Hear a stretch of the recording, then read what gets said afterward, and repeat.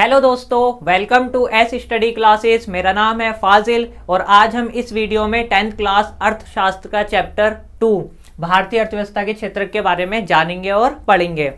ये इसका पार्ट 2 है। अगर आपने पार्ट 1 नहीं देखा पहले उसे देखें। पार्ट 1 में हमने क्या क्या पढ़ा था, तो हमने पढ़ा था कि भारतीय अर्थव्यवस्था के आर्थिक क्रियाओं के आधार पर भारतीय अर्थव्यवस्था के कितने क्षेत्र हैं, 3, प्राथमिक, द्वितीयक और तृतीयक क्षेत्र के बारे में जाना। फिर उसमें हमने देखा कि तीनों क्षेत्रों की हम तुलना कैसे करते हैं और उसके ही अंदर हमने सकल घरेलू उत्पाद जीडीपी के बारे में जाना। और फिर हमने ये भी देखा था कि तीनों क्षेत्रों में ऐतिहासिक परिवर्तन कैसे कैसे हुए हैं, प्राथमिक, द्वितीयक, तृतीयक क्षेत्र में ऐतिहासिक परिवर्तन के बारे में जाना। और आज इस वीडियो में जो हम जानेंगे वो ये जानेंगे कि जीडीपी में भारत में प्राथमिक, द्वितीयक और तृतीयक क्षेत्र का जीडीपी में कौन सा क्षेत्र कितना पैसे के आधार पे बड़ा और छोटा है, या किसमें कितनी वृद्धि हुई है और किसका महत्व बढ़ा है, किसका घटा है, ये जानेंगे। फिर हम देखेंगे उत्पादन में तृतीयक क्षेत्र का बढ़ता महत्व, हम तृतीयक क्षेत्र के बढ़ते महत्व के बारे में जानेंगे। और फिर हम ये भी देखेंगे कि अधिकांश लोग कहाँ नियोजित हैं, कि लोग कहाँ पर रोजगार प्राप्त कर रहे हैं, कौन से क्षेत्र में ज्यादा रोजगार प्राप्त कर रहे हैं, ये भी देखेंगे। इसी के अंदर हम देखेंगे अल्प बेरोजगारी या प्रच्छन्न बेरोजगारी क्या है और ये कौन से क्षेत्र में ज्यादा दिखती है, किसमें पाई जाती है, ये भी देखेंगे। इसके बाद हम अतिरिक्त रोजगार का सृजन कैसे करें, कि जो बेरोजगारी पाई जाती है हम उस बेरोजगारी को कैसे दूर करें, कैसे नए नए रोजगार को उत्पन्न करें, ये आज हम इस वाले पार्ट में इसके बारे में जानेंगे और समझेंगे। चलो शुरू करते हैं। सबसे पहले तो भारत में प्राथमिक, द्वितीयक और तृतीयक क्षेत्र, तो तीनों को देखते हैं। एक आरेख है 1, आप एनसीईआरटी अपने उसमें देखें, आरेख 1, इसमें रुपए करोड़ में दिए गए हैं। इसमें तीनों क्षेत्रकों को जीडीपी के आधार पर बताया कि जीडीपी में रुपए में किसका कितना योगदान है। तो अगर हम देखें कि तीनों क्षेत्रकों को उत्पादित वस्तुओं और सेवाओं को दिखाता है ये आरेख, और इसमें ये 2 वर्ष का लिया गया, 1973-74 से 2013 और 14। तो ये तो इसमें 1973-74 एक साल ये लिया गया और दूसरा 2013 से 14, तो 2 वर्ष के आंकड़े लिए गए हैं तुलना करने के लिए। तो रुपए में है ये, तो आप देख सकते हैं अपनी एनसीईआरटी की किताब में। तो इसमें क्या होता है कि 1973-74 में सबसे बड़ा प्राथमिक क्षेत्रक जो मतलब क्षेत्रक होता है वो कौन सा होता है, प्राथमिक क्षेत्रक सबसे बड़ा उत्पादक क्षेत्रक होता है जीडीपी में, ठीक है ना, सबसे बड़ा होता है, ठीक है। और इसके बाद क्या होता है, 2013-14 में सबसे बड़ा जो उत्पादक क्षेत्रक बन जाता है वो कौन सा बन जाता है, तृतीयक क्षेत्रक। मतलब तृतीयक क्षेत्रक सबसे बड़ा उत्पादक क्षेत्रक बन जाता है या बन गया कब, 2013 और 14 में, और उन्होंने प्राथमिक क्षेत्रक को पीछे छोड़ दिया। तो इसमें हमने ये देखा है कि ये जो हम आरेख देख रहे हैं इसमें आरेख में ये दिखाया गया कि जो 1973-74 में जो क्षेत्रक थे तीनों, प्राथमिक, द्वितीयक और तृतीयक, वो 2013 और 14 में क्या हुआ कि तीनों क्षेत्रक में वृद्धि होती है, कि प्राथमिक में भी होती है, द्वितीयक में भी होती है, तृतीयक में भी होती है, पर तृतीयक क्षेत्रक में सबसे ज्यादा होती है। और वो क्षेत्रक जो प्राथमिक क्षेत्रक 1973, 1973 और 74, मतलब 1973 और 74 में जो सबसे बड़ा क्षेत्रक था वो सबसे पीछे रह जाता है। और सबसे बड़ा क्षेत्रक कौन सा बन जाता है 2013-14 में, तृतीयक क्षेत्रक, ठीक है। तो इस आरेख में यही दिखाया गया है कि 1973-74 में कौन सा क्षेत्रक था बड़ा और 2013-14 में कौन सा हो गया, ठीक है ना। तो कहने का मतलब ये कि तृतीयक क्षेत्रक का महत्व बहुत ज़्यादा बढ़ गया,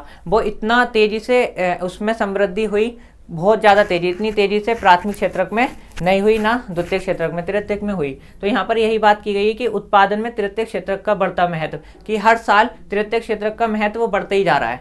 तो इसके क्या कारण है, तो बेटा तो यहाँ पर इसके कई कारण हैं, इसका जो महत्व बढ़ता जा रहा है, तो इसके बारे में जानते हैं। तो पहला कारण, किसी भी विकासशील देश में बुनियादी सेवाएं मतलब जो जरूरी सेवाएं हैं उनके प्रबंधन की जिम्मेदारी सरकार उठाती है। मतलब किसी भी विकासशील देश में, जितने भी विकासशील देश होते हैं, तो विकसित देश, विकासशील देश और अल्प विकसित देश। तो विकासशील देश वो हैं जो विकास कर रहे हैं, ठीक है। तो उनमें क्या है कि जो भी बुनियादी सेवाएं उन सबकी जिम्मेदारी कौन उठाता है, सरकार। और ये कौन कौन सी सेवाएं होती हैं, जैसे कि अस्पताल, ये अस्पताल लिखा है, सो गया अस्पताल, तो अस्पताल, शिक्षा, डाक एवं तार सेवा, थाना, सेना, रक्षा, बैंक, सेना रक्षा एक ही बात है, बैंक, बीमा और परिवहन। क्योंकि ये अपने नागरिकों को, क्योंकि विकासशील देश में हम अभी विकास कर ही रहे हैं, हमने अपनी जो बुनियादी सेवा उन तक नहीं पहुंचे, क्योंकि हर तरह की फैमिली रहती है इसमें, जो कम भी कमाती ज़्यादा भी कमाती, तो हर कोई उसे क्या है प्राप्त नहीं कर सकता, वो इतना सक्षम नहीं होता। तो सरकार की जिम्मेदारी होती है कि अपनी नागरिकों को देना ऐसी सेवाएं। तो इन सेवाओं में जितने भी काम करने वाले होते हैं वो किस में आते हैं, वो जाहिर सी बात है तृतीयक क्षेत्र में आते हैं। तो ये जितनी भी कमाई करेंगे, जितनी भी उत्पादन होगा, सेवाओं का जो वैल्यू होगा वो तृतीयक क्षेत्र में आएगा। एक कारण ये भी क्योंकि सरकार इन सेवाओं को प्रोवाइड करवाती है और सारा इसमें काम करने वाले तृतीयक क्षेत्र में ही शामिल होते हैं। एक कारण ये है। दूसरा कारण क्या है कि प्राथमिक और द्वितीयक क्षेत्रक, प्राथमिक और द्वितीयक क्षेत्रक का विकास जितना अधिक होगा, सेवाओं की मांग भी उतनी ही अधिक होगी। कहने का मतलब जैसे कृषि और उद्योग जितना बढ़ेंगे तो भाई जो अगर वो ग्रो करेंगे तो वो सेवाओं की भी तो मांग ज्यादा करेंगे।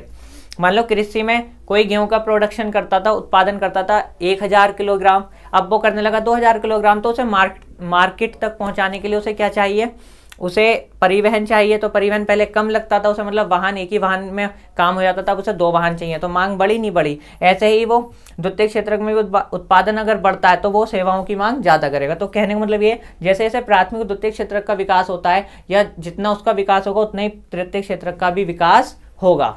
ठीक है, और हमने पहले भी पढ़ा था कि तीनों क्षेत्र एक दूसरे से जुड़े हुए होते हैं, निर्भर होते हैं। तो जाहिर सी बात है कि प्राथमिक और द्वितीय क्षेत्र के विकास होने के साथ साथ सेवाओं की मांग और उतनी बढ़ेगी और तृतीय क्षेत्र का भी विकास उतना ही अधिक होगा। तो दूसरा कारण ये था। तीसरा कारण देखते हैं। तीसरा कारण क्या है, जैसे जैसे आय बढ़ती है, जैसे जैसे लोगों की आय बढ़ती है तो कुछ लोग अन्य सेवाओं की मांग भी क्या कर देते हैं, शुरू कर देते हैं। जैसे रेस्टोरेंट, पर्यटन, शॉपिंग, निजी अस्पताल, निजी स्कूल और भी बहुत सारी चीजें हैं जिनकी मांग करने लगते हैं। पहले किसी फैमिली की जो कमाने वाला एक व्यक्ति है उसकी मान लो इनकम कम थी, ऐसे मान लो लगभग 20,000, और आज उसकी इनकम 2 साल में कितनी बढ़ गई, 50,000। तो पहले वो जो अपने खर्चे कम करता था आज वो खर्चे ज्यादा करने लगा। वो पहले अपने बच्चों को या अपने फैमिली को क्या करता था कि सरकारी स्कूल, सरकारी अस्पताल में दिखाता था, पर अब वो कहाँ दिखाता है, प्राइवेट में। ठीक है ना, जाहिर सी बात है इनकम बढ़ गई तो हमारे क्या है, खर्चे भी बढ़ गए। हमने मतलब हर फैसिलिटी घर में अपने लगवाने लगे, जो सर्विस सेक्टर से जुड़ी हुई है, हम अच्छे डॉक्टर को दिखाते हैं ना कि सरकार में। तो ये सब काम करने वाले किस में आते हैं, ये सारे काम करने वाले आते हैं सर्विस सेक्टर में, तृतीय क्षेत्र में। सेवा क्षेत्र मतलब सर्विस सेक्टर, ठीक है, तो उसमें आते हैं। तो इस वजह से भी जैसे जैसे लोगों की इनकम बढ़ती है लोगों की मांगे भी कुछ बढ़ने लगती हैं और वो पर्यटन घूमने जाते हैं, इन सब में काम करने वाले सब किस में आते हैं, तृतीय क्षेत्र में। तो एक कारण ये भी कि आय बढ़ने के साथ भी क्या है, सेवा क्षेत्र क्या होता है, समृद्ध होता है, विकसित होता है और ज्यादा उसका महत्व बढ़ता है। अब जो चौथा पॉइंट है या चौथा कारण है वो क्या है कि विगत दशकों में सूचना और संचार प्रौद्योगिकी, अभी सूचना और संचार की बात करूं तो संचार क्या है, अपने विचारों का आदान प्रदान करना।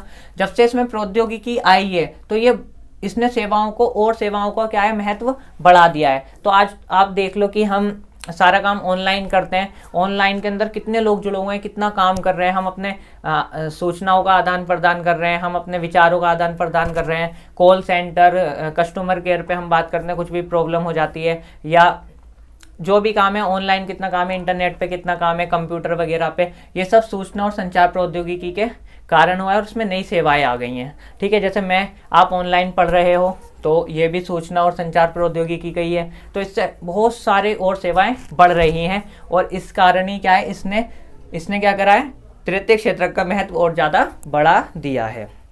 तो हमने समझ लिया कि तृतीय क्षेत्र का जो हमने यहाँ पे आरेख में देखा कि तृतीय क्षेत्र का महत्व बहुत ज़्यादा बढ़ गया, तो यहाँ पर क्या हुआ, यहाँ पर उसके क्या कारण थे महत्व बढ़ने के, तो 4 कारण है जो हमने अभी पढ़े हैं। ठीक है, जैसे किसी भी विकासशील देश में बुनियादी सेवाओं को किसकी जिम्मेदारी होती है, सरकार के अस्पताल वगैरह, ये वाला देखा। दूसरा, प्राथमिक और द्वितीय क्षेत्र जितना विकास होगा उतना ही तृतीय क्षेत्र का भी होगा, आय बढ़ने से हमारी और सेवाएं बढ़ती हैं। और चौथा, सूचना और प्रौद्योगिकी का पे आधारित जितनी भी नई सेवाएं, इनने भी तृतीय क्षेत्र के महत्व को बहुत ज़्यादा बढ़ा दिया है, क्योंकि पहले तो नहीं था ये, आज से 50, 60 या 100 साल पहले इतना सूचना और संचार प्रौद्योगिकी नहीं था, और आज कितना है, हर कोई इंटरनेट, कंप्यूटर पे क्या है, निर्भर है। तो ये 4 कारण है जिसके कारण क्या है, तृतीय क्षेत्र का महत्व बढ़ रहा है। ठीक है ना। अब इससे अलग हटके अगर मैं बात करूं, हम ये नहीं कह सकते कि तृतीय क्षेत्र के अंदर सारी सेवाएं क्या है, अच्छी हैं। ठीक है ना, जैसे कि सेवा क्षेत्र की सभी सेवाओं में समान रूप से समृद्धि नहीं हुई। हम देखेंगे एक और क्या है कि उन सेवाओं की संख्या सीमित है जिसके अंदर कुशल और शिक्षित श्रमिकों की जरूरत होती है। श्रमिक मतलब जो काम करने वाली जितने भी लोग होते हैं उन्हें हम श्रमिक कहते हैं, लेबर। ठीक है, तो जो लोग पढ़े लिखे हैं और जो कुशल हैं, जिनके पास स्किल्स है काम करने की, उनके लिए जो सेक्टर है वो सीमित है, वो इतना मतलब इतनी तेजी से समृद्ध नहीं हुआ, कम ही लोगों को वहाँ काम मिलता है। और अगर हम बात करें दूसरी ओर, बहुत सारे लोग छोटी दुकानों, मरम्मत कार्यों, परिवहन जैसी सेवाओं में लगे हुए हैं। ये भी तो सर्विस मतलब सेवा क्षेत्र में आता है, तृतीय क्षेत्र में। तो इन्हें कभी काम मिलता है, कभी नहीं मिलता, और ये कम उसमें ही अपना गुजारा कर रहे हैं, सही से अपने जीवन को चला भी नहीं पाते, इनकी इतनी भी कमाई नहीं होती। तो बहुत सारे लोग हैं, आपने देखा होगा बाजार में, ठीक है ना, मजदूरी करने वाले, मतलब मजदूरी पर डे जो काम ढूंढते हैं, उन्हें बड़ी परेशानी होती है। तो कहने का मतलब ये है कि सेवा क्षेत्रक में भी हर तरीके की सेवाएं, या तृतीय क्षेत्रक में हर तरीके की सेवाओं में वृद्धि या समृद्धि नहीं हुई है, बस कुछ ही सेवाओं में हुई है। तो ये बात भी आप याद रखना कि कुछ लोगों को सेवा करते हैं पर वो अपना सही से जीवन भी नहीं चला पाते, उन्हें इतना काम भी नहीं होता। पर कुछ सेवाएं जो अच्छी हैं वो एकदम अनलिमिटेड नहीं है कि बहुत सारी हैं, वो सीमित हैं, और कुछ ही लोग उसे कर पाते हैं जिनके पास मतलब स्किल्स और मतलब शिक्षित हैं, मतलब वो एजुकेटेड हैं, ठीक है। तो इस पे अगर कैसे भी प्रश्न बने कि 2000 या 1973-74 में सबसे बड़ा क्षेत्रक कौन सा था, तो प्राथमिक क्षेत्रक। 2013-14 में कौन सा हो गया, तृतीय क्षेत्रक। इसके होने का क्या कारण है, इसका महत्व बढ़ने का, तो 4 कारण आपको बता देने हैं। ये इन 4 कारण की वजह से इसका महत्व क्या है, इतना बढ़ता जा रहा है।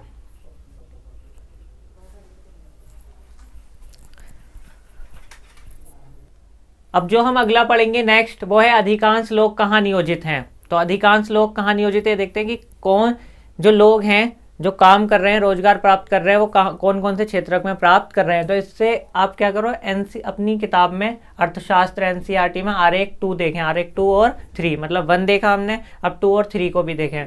तो आरेख 2 क्या दिखाता है कि सकल घरेलू उत्पाद जीडीपी में तीनों क्षेत्रकों की प्रतिशत हिस्सेदारी परसेंटेज, जो हमारा रुपए में था हमने उसे किसमें चेंज कर दिया, प्रतिशत में कर दिया, परसेंटेज में।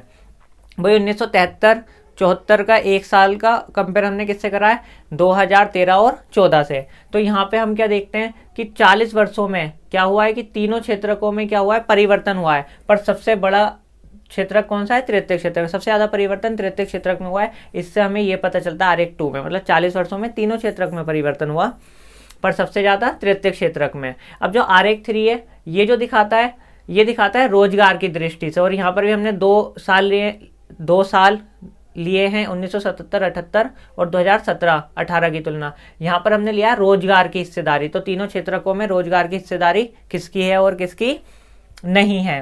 तो रोजगार में हम देखते हैं, तो आज भी रोजगार की दृष्टि से प्राथमिक क्षेत्रक सबसे बड़ा क्षेत्रक है। कहने का मतलब यह है कि पहले जो था 1977 और 78 में की बात करें, तो जब भी उस समय भी सबसे बड़ा रोजगार देने में प्राथमिक क्षेत्रक था, और आज भी रोजगार देने में सबसे बड़ा क्षेत्रक कौन सा है, प्राथमिक क्षेत्रक। तो रोजगार में तो सबसे बड़ा आज भी प्राथमिक है, लेकिन प्रतिशत और उत्पादन की दृष्टि से रुपए में तो सबसे बड़ा कौन सा है, तृतीय क्षेत्रक आज, ठीक है। तो जीडीपी में तीनों क्षेत्रकों की हिस्सेदारी में परिवर्तन तो हुआ है, लेकिन रोजगार में ऐसा परिवर्तन नहीं हुआ। तो रोजगार में ऐसा परिवर्तन नहीं हुआ। तो यहाँ पे एक प्रश्न है, क्वेश्चन क्या है कि प्राथमिक क्षेत्रक से रोजगार का ऐसा ही क्षेत्रक स्थानांतरण क्यों नहीं हुआ, मतलब ऐसा ही तब्दीली, ऐसा ही बदलाव जैसा कि मतलब उत्पादन में परिवर्तन हुआ, ऐसा रोजगार में परिवर्तन क्यों नहीं हुआ। तो इसके कई कारण हैं जिसके कारण नहीं हुआ, वो जानेंगे। तो पहला कारण क्या है कि द्वितीय को तृतीय क्षेत्रक में रोजगार के पर्याप्त रोजगार का सर्जन नहीं हुआ, मतलब पर्याप्त रोजगार का सर्जन नहीं हुआ। कहने का मतलब जैसे द्वितीय को तृतीय क्षेत्रक में जो उत्पादन में वृद्धि हुई उस तुलना में उनके जो रोजगार में वृद्धि नहीं हुई। मान लो उत्पादन में 10% की वृद्धि हुई दोनों में, पर लेकिन रोजगार में किसी में कम, किसी में 2% तो किसी में 3% की वृद्धि हुई, पर उत्पादन की तुलना में नहीं हुआ। तो कहने का मतलब द्वितीय को तृतीय क्षेत्रक में पर्याप्त रोजगार का सर्जन या रोजगार उत्पन्न नहीं हुआ जितना उत्पादन हुआ, एक कारण ये है। दूसरा कारण यहीं से उत्पन्न होता है कि जब इनमें रोजगार उत्पन्न नहीं हुआ, तो आज भी प्राथमिक क्षेत्रक मुख्य रूप से कृषि क्षेत्र में आवश्यकता से भी अधिक लोग लगे हुए हैं। इसी कारण क्या है कि आज भी प्राथमिक क्षेत्रक क्या है, प्राथमिक क्षेत्रक सबसे बड़ा रोजगार की दृष्टि से क्षेत्रक है। तो ये कारण है। अब इसे और प्राथमिक क्षेत्रक मतलब कृषि क्षेत्र को और समझते हैं। तो प्राथमिक क्षेत्र मुख्य रूप से कृषि क्षेत्र का जो अगर हम जीडीपी में हिस्सेदारी देखें तो 1/6 भाग मतलब 1/3 जो हिस्सा है ना वो है, और रोजगार में लगभग 50% हिस्सा है। तो यहाँ पर क्या है, हम देखेंगे कृषि क्षेत्र में मतलब जितने लोग चाहिए उससे भी कई गुना ज़्यादा लोग लगे हुए हैं इसमें। मतलब लोग तो चाहिए इसमें हमें 100, पर लगे हुए कितने, कम से कम 300 या 400 लोग लगे हुए हैं। मतलब ज़रूरत से ज़्यादा लोग क्या है कृषि के अंदर लगे हुए हैं। इसलिए हम कह सकते हैं कि कृषि क्षेत्र में अल्प बेरोजगारी है। अल्प बेरोजगारी क्या है अभी समझेंगे। तो अल्प बेरोजगारी क्या है वो हम समझेंगे। कहने का मतलब ये है कि कृषि में अगर मानो कृषि के अंदर हम मानते हैं कि जरूरत है कितने लोगों की, 10 लोगों की, पर लगे हुए कितने कृषि के अंदर, कम से कम 25 लोग। तो 25 लोग, ये 10 लोग भी उस काम को कर सकते हैं, पर 25 लगे हुए हैं। अगर हम 15 को हटा भी दें जब भी काम उतना ही होगा। तो जरूरत से ज्यादा कृषि क्षेत्र में लगे हुए हैं, इसलिए कृषि क्षेत्र में क्या अल्प बेरोजगारी। एक उदाहरण लेते हैं, किताब में आपका दिया हुआ है लक्ष्मी। एक लक्ष्मी है जो एक छोटी सी किसान है, ठीक है ना, फार्मर है। उसके बारे में देखते हैं। तो लक्ष्मी के पास 2 हेक्टेयर भूमि का टुकड़ा है, छोटा सा 2 हेक्टेयर, और वर्षा पर निर्भर है। वो खेती के लिए किस पर निर्भर है, वर्षा का। उसके फैमिली में कितने सदस्य हैं, कितने मेंबर हैं, 5। और खेती के अलावा उनके पास कोई और रोजगार नहीं है, बस खेती पर निर्भर है। वो क्या है, खेती पर निर्भर है। और वो क्या है, वर्षा पर निर्भर है। तो साल में एक ही बार फसल करती है, इससे ज्यादा नहीं कर सकती। क्यों, क्योंकि सिर्फ वो पानी के ऊपर ही निर्भर है। पर और 5 लोग खेती में काम कर रहे हैं। 5 लोग क्या कर रहे हैं, खेती में काम। तो प्रत्येक व्यक्ति काम कर रहा है, लेकिन किसी को भी क्या है, पूर्ण रोजगार प्राप्त नहीं है। कहने का मतलब यह है कि अगर इसमें से 2 या 3 मेंबर कम भी हो जाएं तब भी खेती उतनी ही होनी है। मतलब कहने का मतलब वही आ गया कि जो मैंने बताया कि मतलब कृषि के अंदर क्या है कि जरूरत से ज्यादा लोग लगे हुए हैं। तो ऐसा क्यों है यहाँ पर लक्ष्मी के पास, क्योंकि लक्ष्मी के पास क्या नहीं है कि और उनके मेंबर के पास और रोजगार के अवसर नहीं है। तो यहाँ पर प्रत्येक व्यक्ति क्या कर रहा है, उसे काम तो करना चाहिए अपनी क्षमता के अकॉर्डिंग जितना करना चाहिए, पर वो उतना नहीं कर रहा। वो कितना कर रहा है, उससे कम। अब अल्प बेरोजगारी क्या है, तो अल्प बेरोजगारी इसी स्थिति को क्या बोलते हैं, अल्प बेरोजगारी या प्रच्छन्न बेरोजगारी क्या होती है। तो सुनो बेटा, जब लोग प्रत्यक्ष रूप से काम तो करते हैं लेकिन सभी अपनी क्षमता से कम काम करते हैं, तो इसे बोलते हैं अल्प या प्रच्छन्न बेरोजगारी।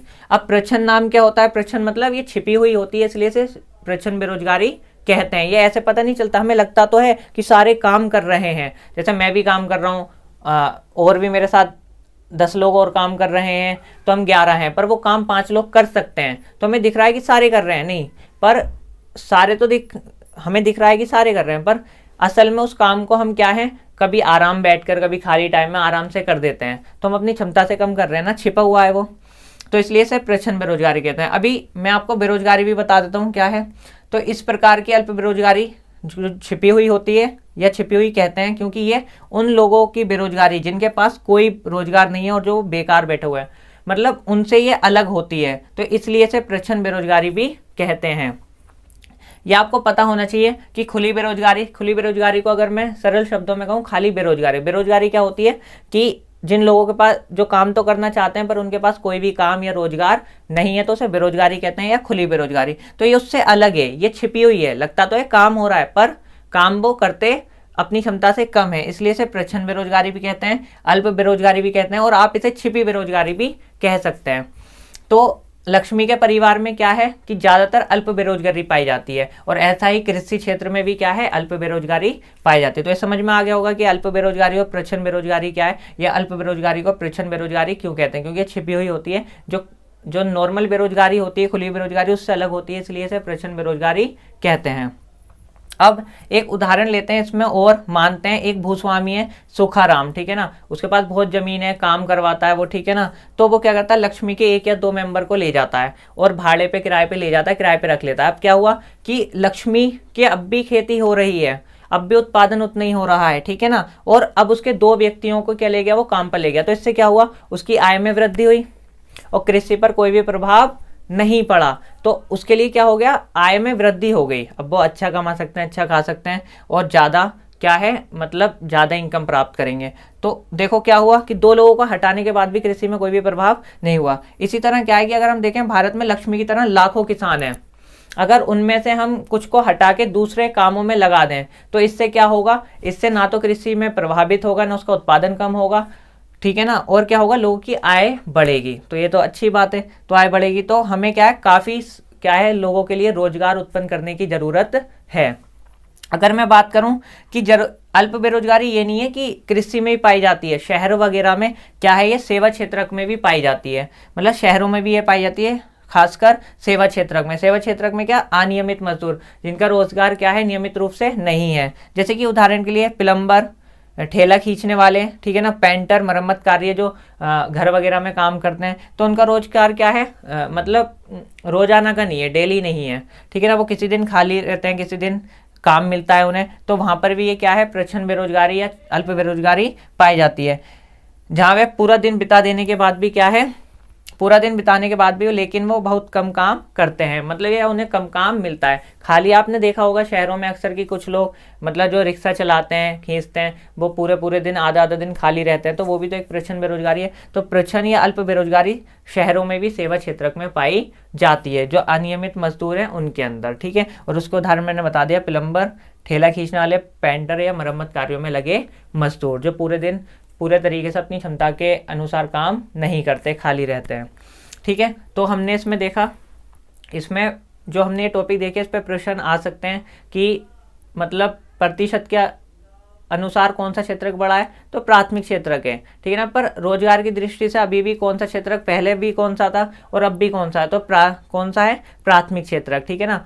ये प्राथमिक क्षेत्रक में जो रोजगार का ऐसा ही क्षेत्रक स्थानांतरण क्यों नहीं हुआ, जैसे कि उत्पादन में जो परिवर्तन हुआ, उत्पादन का कहाँ शिफ्ट हो गया, द्वितीय को तृतीय क्षेत्रक में कितना उत्पादन बढ़ गया। जो प्राथमिक क्षेत्रक नंबर 1 पे था 1973-74 में, जो हमने अभी पढ़ा है, तो वो कौन सा बन गया, तृतीय क्षेत्रक बन गया, और द्वितीय क्षेत्रक भी बेहतर हुआ, लेकिन रोजगार में नहीं हुआ। तो ऐसा क्यों नहीं हुआ, उसके कारण मैंने बता दिया आपको। और इसमें हमने ये भी देखा कि अल्प बेरोजगारी क्या है, तो अल्प बेरोजगारी पे प्रश्न आए तो भी आप बता देना, इसे प्रश्न क्यों कहते हैं, ये भी हमने देखा, ये मैंने आपको बता दिया, ठीक है ना। और इसके बाद ये शहरों में भी पाई जाती है, सेवा क्षेत्र में, तो हमने उसके उदाहरण भी दे दिए, ठीक है।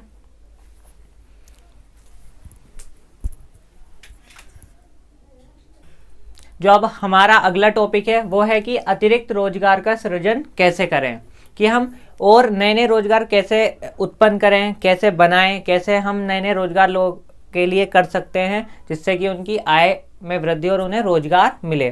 तो वो पॉइंट्स देखते हैं। तो हम यहाँ पर सबसे पहला हमें क्या करना चाहिए कि हम सिंचाई व्यवस्था, सिंचाई का मतलब इंतजाम करना चाहिए, सिंचाई में हम सुधार कर सकते हैं। क्या कर सकते हैं, सिंचाई में सुधार।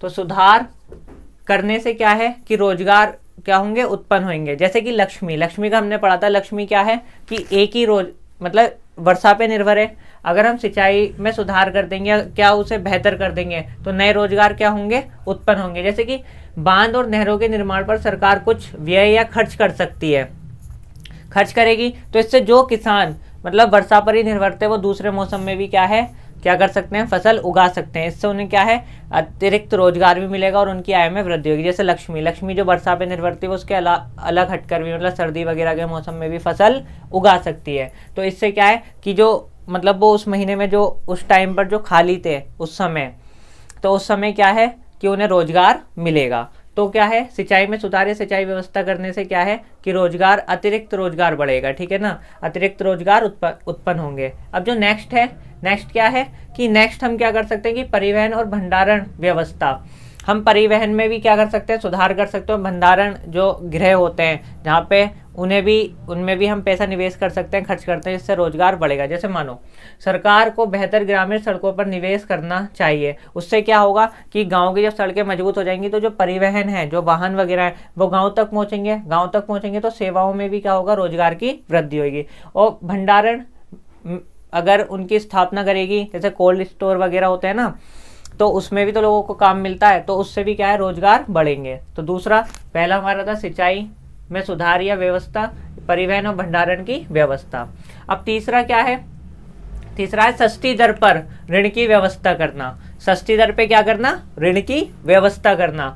कि अब देखो क्या है कि खेती करने के लिए हमें पैसे की भी तो जरूरत होती है, पैसा चाहिए, बहुत सारी चीजें खरीदनी होती हैं, जैसे कि बीज, उर्वरक, उपकरण, मशीनें, इनमें बहुत पैसा चाहिए, ठीक है ना। तो लक्ष्मी एक्स्ट्रा उत्पादन करने के लिए थोड़ा खर्चा कर सकती है, तो उसके लिए उसे ऋण मिलना चाहिए। ज़्यादातर गांव में क्या होता है, जो छोटे किसान होते हैं वो साहूकार से ऋण लेते हैं और उनमें उच्च ब्याज की दर लेते हैं, वो मतलब उनमें वो सुरक्षित नहीं रहते, उनका मतलब सुरक्षित नहीं रहते, उनका बड़ा हिस्सा ब्याज में चले जाता है। तो इसे अच्छा करने के लिए सरकार बैंकों की स्थापना कर सकती है ग्रामीण या स्थानीय इलाकों में, जिससे कि किसान कम दर पर ब्याज ले लें और उत्पादन ज़्यादा करेंगे तो उन्हें क्या है दूसरे मौसम में भी फसल कर लेंगे, पैसा लगाएंगे तो उन्हें अतिरिक्त रोजगार भी मिलेगा और आय में भी वृद्धि होगी। तो तीसरा क्या है, सस्ती दर पर ऋण की व्यवस्था करना या बैंकों की स्थापना ग्रामीण इलाकों में।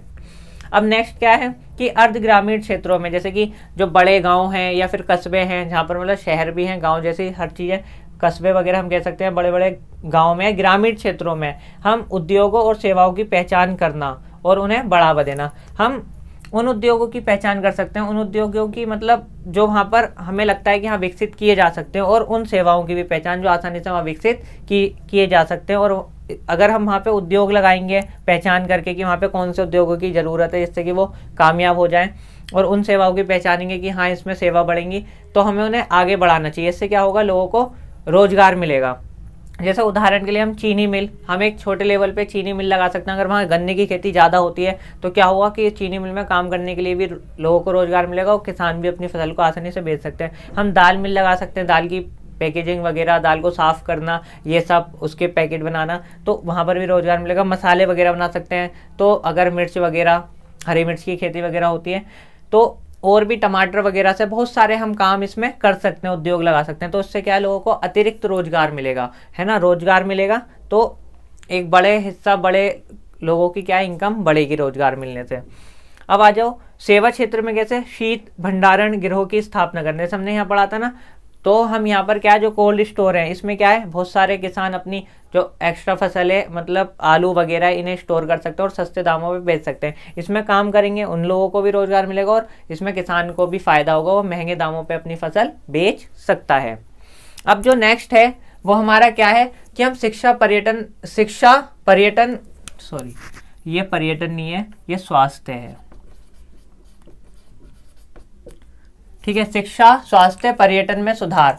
हम शिक्षा में सुधार कर सकते हैं, स्वास्थ्य सुविधाओं में सुधार कर सकते हो। पर्यटन मतलब जो हम घूमने जाते हैं, टूरिज्म जो होता है, घूमने जाते हैं, उसे पर्यटन कहते हैं। उस क्षेत्र में भी सुधार कर सकते हैं। जैसे कि शिक्षा, अगर हम शिक्षा की बात करें तो शिक्षा में 60% जनसंख्या जो 5 से 29 वर्ष की आयु है, इसमें से सिर्फ लगभग 50% ही क्या जाती है, स्कूल जाती है, बाकी स्कूल नहीं जाते। तो शिक्षा में क्या कर सकते हैं हम, अगर हम शिक्षा में उन बच्चों को भी बुलाएं जो स्कूल नहीं जाते, तो हमें नए नए स्कूल, नए नए भवन, नए नए टीचर्स चाहिए, कर्मचारी चाहिए, वो सब चाहिए, ठीक है ना। तो अब जब वो सब चाहिए तो उससे क्या होगा कि उन्हें रोजगार मिलेगा, रोजगार बढ़ेगा, तो जो बेरोजगार है उन्हें क्या मिलेगा, रोजगार मिलेगा। ऐसे क्या है कि जो योजना आयोग है, जो नीति आयोग है, जैसे नीति आयोग के नाम से भी जानते हैं, के अनुसार शिक्षा में 20 लाख रोजगार का सृजन किया जा सकता है। अगर जो बच्चे स्कूल नहीं जाते उन्हें अगर हम बुलाएं, मैंने क्या बताया कि 60% जनसंख्या 5 से 29 वर्ष आयु की है और उसमें से सिर्फ 50% ही क्या जाते हैं, स्कूल जाते हैं, लगभग 51 या 50%। अगर जो नहीं जाते उन्हें बुलाएं तो हमें स्कूल और चाहिए, अभी जितने हैं वो तो कम पड़ेंगे, नए टीचर चाहिए, तो उसमें क्या है, नए नए रोजगार मिलेंगे ना लोगों को। तो उससे हम एकदम योजना आयोग के अनुसार एकदम 20 लाख रोजगार क्या कर सकते हैं, सृजन कर सकते हैं। तो ये योजना आयोग के अध्ययन किया गया है, जो जैसे नीति आयोग के नाम से भी जानते हैं, उसके अनुसार हम 20 लाख रोजगार का सृजन किया जा सकता है। स्वास्थ्य में भी ऐसी है कि ग्रामीण क्षेत्रों में अगर स्वास्थ्य सुविधाओं में हम सुधार करते हैं तो हमें नए डॉक्टर्स, नर्स वगैरह चाहिए, हम बिल्डिंग बनाएंगे तो उसमें भी हम रोजगार बढ़ा सकते हैं, क्योंकि लोग आएंगे तो वो काम करेंगे तो रोजगार बढ़ेगा।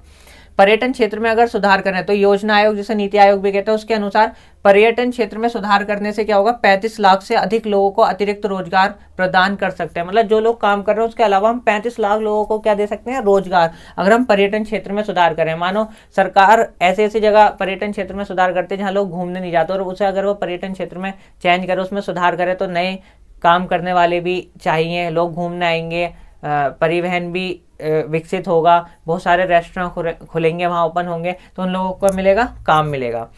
पर्यटन, हम घूमने जाते हैं, मानो आप या हम कोई भी घूमने जाते हैं, तो वहाँ पर हम देखो खाना पीना, होटल में रुकना, हर चीज़ करते हैं हम, गाड़ी वगैरह मतलब वाहन किराए पे करते हैं, मतलब हर एक चीज़, खाना वगैरह भी बाहर खाते हैं। तो वो सब कौन, लोग ही तो जुड़े होते हैं, लोग काम करते हैं। तो इससे क्या होगा, नए रोजगार बढ़ेंगे, और कितने बढ़ेंगे, 35 लाख, अगर सरकार पर्यटन क्षेत्र में सुधार करे। तो हमने तीनों में देखा, अब क्या है कि इन सुधार में जो हम ये जो सुधार करेंगे, हमने जितने भी देखे, इनमें थोड़ा टाइम लगेगा, ये थोड़ा समय लेंगे, ये एकदम नहीं हो जाएगा। क्योंकि सरकार अगर मान लो नई नई पर्यटन के लिए नए नए एरिया पार्क्स बनाती है या जो क्षेत्र पर्यटन के उनमें सुधार करते हैं, तो उस समय तो लेंगे। जब समय लेंगे तो उनमें टाइम लगेगा, पर हमें कुछ सुधार करने की बहुत ही जल्दी ज़रूरत है। मतलब जल्दी से सुधार हो, लोगों को काम मिले और उनकी इनकम बढ़े, उन्हें रोजगार मिले। तो ऐसे ही छोटी अवधि के लिए जल्दी उपायों की क्या है ज़रूरत। और ऐसे ही क्या है, ऐसा एक क्या है कि केंद्र सरकार, जो देश की सरकार है, सेंट्रल गवर्नमेंट ने भारत के लगभग 625 जिलों में काम का अधिकार लागू करने के लिए एक कानून बनाया था। तो ये कानून क्या बनाया था, तो इसे बोलते हैं मनरेगा, MNREGA, ठीक है ना। तो मनरेगा कहते हैं मतलब महात्मा गांधी राष्ट्रीय ग्रामीण रोजगार गारंटी अधिनियम 2005। इसके अंदर क्या किया, तो मनरेगा समझ गए क्या है कि मनरेगा क्या है, महात्मा गांधी राष्ट्रीय ग्रामीण रोजगार गारंटी अधिनियम, शॉर्ट फॉर्म में MNREGA या मनरेगा। तो ये जो कानून बनाया था, इसके तहत क्या है कि उन सभी लोगों को जो सक्षम है, मतलब जो काम करने में सक्षम है, जो काम करना चाहते हैं, उन्हें क्या मिलेगा, सरकार द्वारा वर्ष में 100 दिन काम मिलेगा। कितने दिन, 100 दिन काम मिलेगा। अगर सरकार रोजगार देने में असफल रहती है तो वो बेरोजगारी भत्ता देगी। बेरोजगारी भत्ता मतलब जो भी इनकम के अलावा जो भी भत्ते दिए जाते हैं, जो वेतन के अलावा होते हैं, वो सारे सरकार देगी, ठीक है ना। तो अगर वो काम नहीं दे पाती तो जो भी भत्ता है उसका, बेरोजगारी भत्ता, वो देगी। इसके बाद क्या है, उन कार्यों को यहाँ प्राथमिकता दी जाएगी या वो कार्य करवाए जाएंगे जिससे फ्यूचर में, भविष्य में भूमि से उत्पादन बढ़ाने में क्या है, मदद मिलेगी। मतलब भूमि सुधार से संबंधित इसमें कार्य करवाए जाएंगे जिससे भविष्य में क्या हो, उस पर उत्पादन हो और उसमें वृद्धि हो, खेती की जा सके। तो ये सब कि उस पर उत्पादन बढ़ाने में मदद मिलेगी। तो भूमि सुधार कार्य कराए जाएंगे और बेरोजगारी भत्ता देगी अगर काम नहीं देती। और कितने दिन साल में काम देगी, 100 दिन सरकार। तो मनरेगा क्या है, 2005 में हुआ था। ये सरकार ने क्यों, इनमें सुधार में टाइम लगेगा इसलिए सरकार ने ये कानून लाए, तो इनकी भी हमें जरूरत थी। तो हमने क्या देखा आज के इस वीडियो में कि हम अतिरिक्त रोजगार का सृजन कैसे कर सकते हैं। तो कैसे कर सकते हैं, पहला सिंचाई में सुधार या व्यवस्था करके, परिवहन और भंडारण की व्यवस्था करके, सस्ती दर पर ऋण की व्यवस्था करवाकर, अर्ध ग्रामीण क्षेत्रों में उन उद्योगों और सेवाओं की पहचान करके जिनको बढ़ावा दे सकते हैं हम, या उनकी पहचान करके उन्हें विकसित कर सकते हैं, ठीक है, या उन्हें बढ़ावा देना। तो इसमें कुछ उदाहरण देके इसके बाद हम शिक्षा, स्वास्थ्य और पर्यटन में सुधार करके भी क्या कर सकते हैं, योजना आयोग या नीति आयोग के अध्ययन के अनुसार या उसके अनुसार क्या है कि कई रोजगार उत्पन्न कर सकते हैं अगर हम शिक्षा, स्वास्थ्य और पर्यटन में सुधार करें। और इनमें समय लगेगा थोड़ा, तो इसलिए कुछ हमें जल्दी तरीके या उपायों की जरूरत है। तो उसमें हमने क्या देखा, भारत सरकार द्वारा बनाया गया एक कानून जिसका नाम है मनरेगा 2005, ठीक है ना। और इसमें क्या क्या करा गया वो हमने बात कर ली है। तो अब इस पे किसी भी तरीके से प्रश्न आ जाए, हमने पहले जो देखे थे टॉपिक्स, अगर उस पे कैसे भी प्रश्न आ जाए, हमने जब भी बात कर ली और इस पे पूछ ले कि हम अतिरिक्त रोजगार का सृजन कैसे करें, तो आप बता सकते हैं। और मनरेगा के ऊपर आ जाए कि मनरेगा क्या है, या महात्मा गांधी राष्ट्रीय ग्रामीण रोजगार गारंटी अधिनियम या रोजगार गारंटी अधिनियम 2005 का क्या है, तो आप ये आसानी से बता सकते हैं इस पे अगर किसी भी तरह का प्रश्न आ जाए। अगर आपको ये वीडियो अच्छी लगी हो तो लाइक करें और कमेंट करें, और अपने दोस्तों में इसे शेयर करना ना भूलें ताकि उनकी ज़रूरत भी पूरी हो जाए, ठीक है। मिलते हैं नेक्स्ट वीडियो में।